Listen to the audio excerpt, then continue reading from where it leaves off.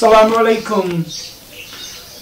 Welcome to our new Arabic lesson, that's Arabic alphabets. Among Arabic alphabets, today we will learn the letter Alif.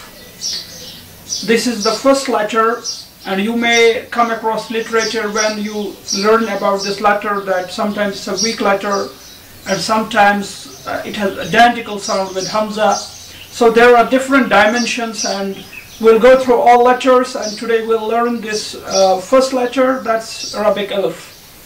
And I hope you also join me on Facebook, and you can note my address Syed Haamid 786@gmail.com. And for those users who are not well acquainted how to run the videos, you can go to YouTube or Tubedia and you have to just type there Arabic with Syed Haamid Bukhari and you can have access to our videos.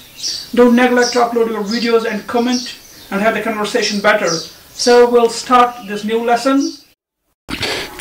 As you know, there are 28 different letters in Arabic. So dear students, you may come across different literature or different authors who agree that there are 29 letters. You may read in some books, or there are 30 letters. So the first letter, as when we study the tajweed or when we study abjad, we come across the letters or the numbers of Arabic. So the first letter in Arabic alphabetical system is Alif. So in English we have the phonetic system. You can say, if we say this is A and this is Li, this is I and this is F, this is Alif. Alif. This is a central vowel system. So we don't have exact transliteration or exact transcription in English phonetic system, but we'll go according to English phonetic system because most of the students, they are well acquainted with English phonetics. So this is the first letter, that's Alif. And how to write it, that means you have to start from the top and then come down there. So it comes to be the first letter, the letter Alif, the letter Alif. You must be aware about that the letter Alif and Hamza, letter Alif and Hamza, they have the identical sounds. They have the identical sounds, Hamza. And I will just write here Alif, Hamza, they have the identical sounds. They have the identical sounds.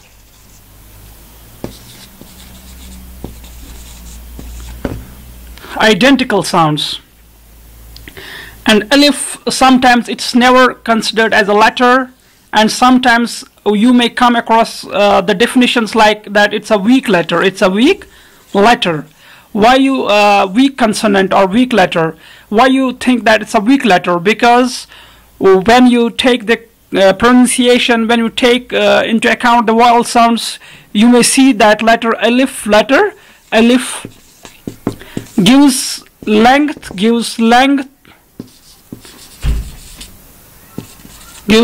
to fatah,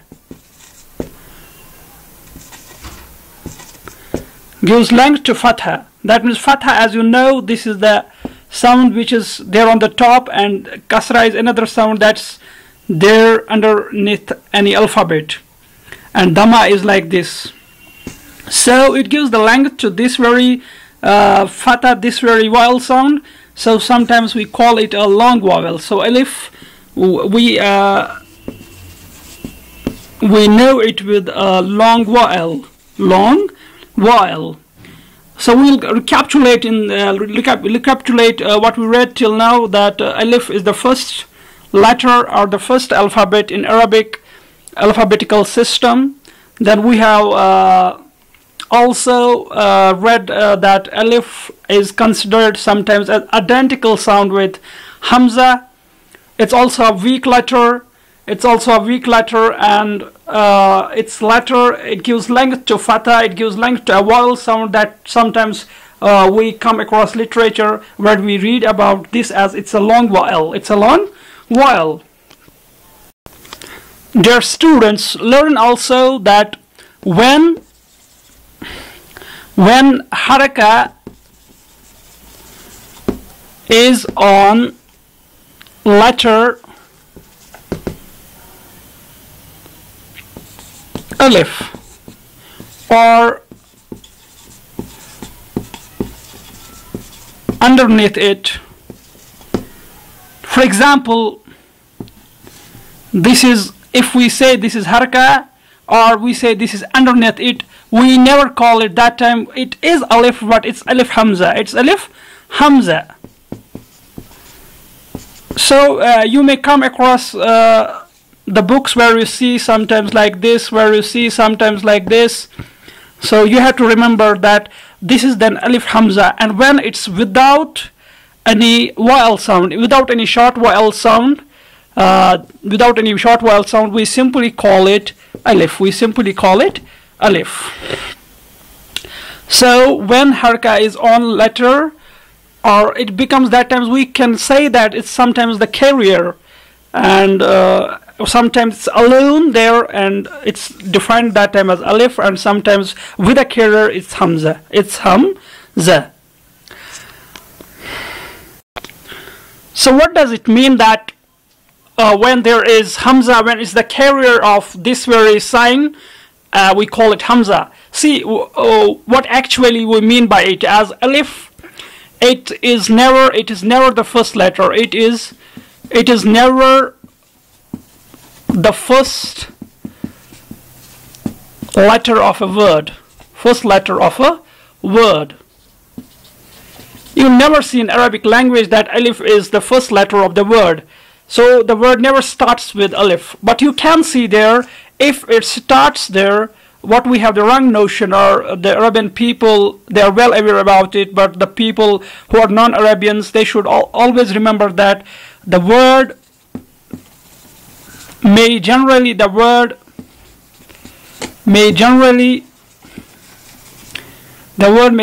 start with hamza. Start with hamza. That's why we call here, you may see alif there, but that's actually hamza. We may come across the different types of hamzatul wasl or another type there. So here we will stick only to the information of the first alphabet, that's alif, among the 28 letters. This letter alif, it has been originated, or the genesis of this letter alif is from the Phoenician alphabetical system. As letter alif, it came to the language and it was borrowed, or sometimes you may call anything, whatever you read that as a consonant,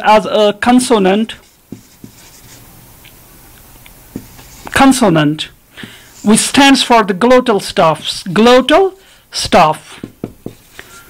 stop. You will come across these definitions later in the course. Will make you understand what does this mean, what actually consonant means, and what actually vowel sound means. In general, what we know, the consonant vowels in English, for English students, they know that vowels are those sounds, vowel sounds are those sounds when we produce the vowel sounds. There is no obstruction. There is no obstruction of the exhaled breath. Obstruction of exhaled breath. Exhaled breath. What does that mean, this exhaled breath? That means we don't stop it. Neither we touch the parts of mouth, neither we touch the lips, neither we touch the tongue with the roof or with the teeth. We don't touch them, we don't stop the breath. That's a vowel sound. And when the sound produced and the breath is stopped by lips or any intervention is there, we call that sound consonant sound. We call that sound consonant sound. So dear students, you may not be confused. We will take the help of English language to make you understand where we find the need to do that.